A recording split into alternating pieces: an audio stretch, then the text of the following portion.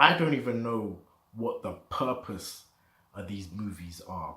I've tried to understand and I don't. And you know what? I haven't actually ranted about a movie in a while. Let's just get straight into it.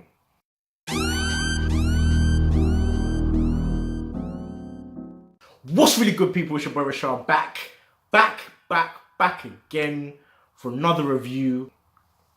I even look like I've been away for a while.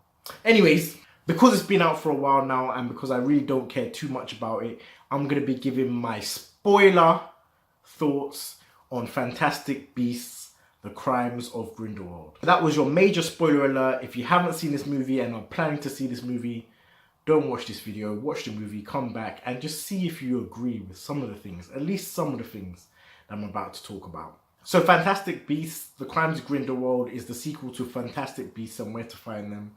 And most of the cast that was in the first movie are back. Some with little to no explanation, or the explanation was just so far-fetched and so plot armory.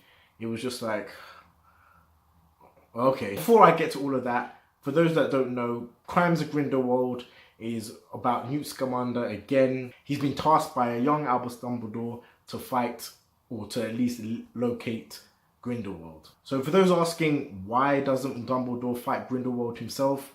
There is a reason. For me personally, it's not a great reason. It's a great plot armor reason. It's a great way for the writers to put an obstacle in the path and explain the situation, but it's so obvious that it doesn't make sense that it kind of takes me out. And they've only put it there for that reason of trying to create a longer storyline. It's just, it's painful. It's cringy to watch sometimes. So let me talk about what I liked about the movie before I go on to my rant. What I liked are the Easter eggs. The Easter eggs that made me feel that nostalgia for Harry Potter. Now, I'm a Harry Potter fan. I've read all of the books multiple times. I've seen all of the movies, obviously. So I do love the Harry Potter universe. So when these movies came out, I was excited. The trailers came out and I was like, why? What have you done? I digress again. I enjoyed the parts where it was at Hogwarts. I enjoyed seeing Hogwarts and seeing like Professor McGonagall when she was younger. Albus Dumbledore, even though the whole plot reason of him was annoying, seeing him in his prime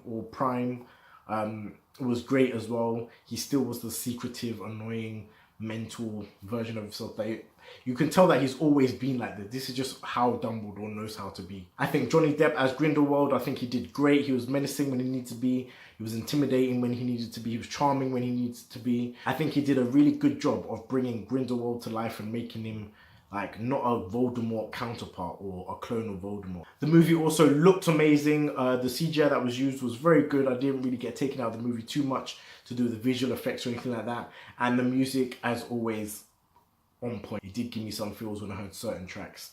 So if people did get the OST, I would understand.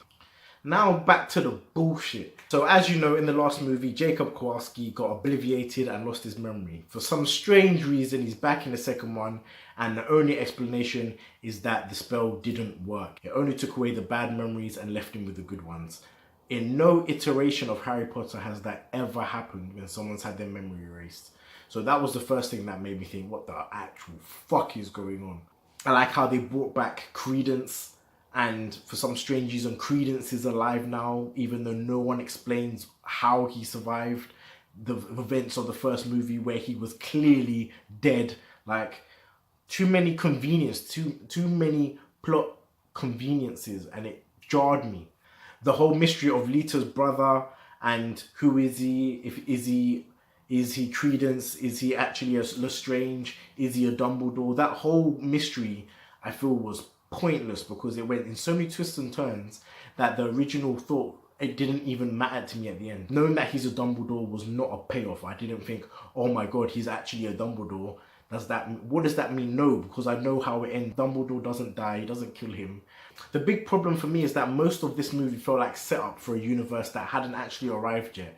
And whenever a movie sets up another movie, it's so annoying, especially if you're like the original or you're the second movie out. Focus on what's happening now and then have little Easter eggs that will be like, oh shit, in the next movie.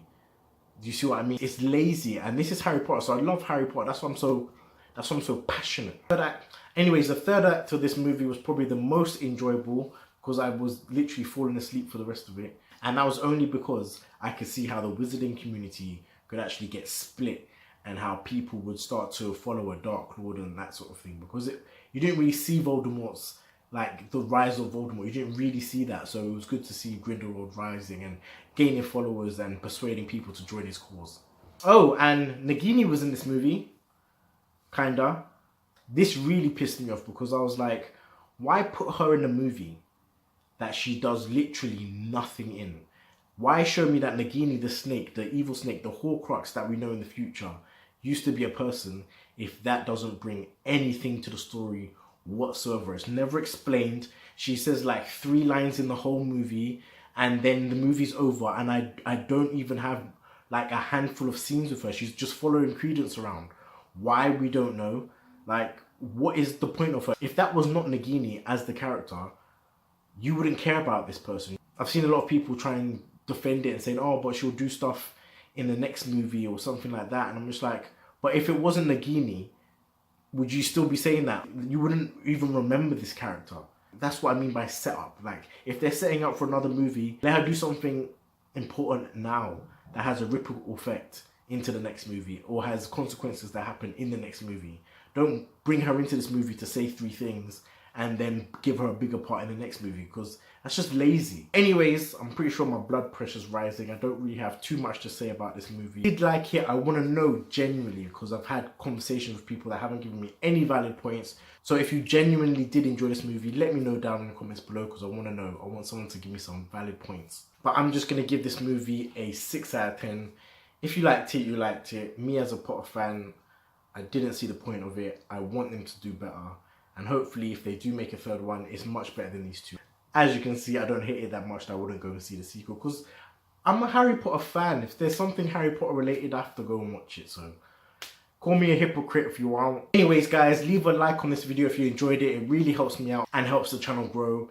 Subscribe if you're new to the channel for weekly reviews. And as usual, I'll see you guys on the next one. Peace. Taylor about the fucking flex.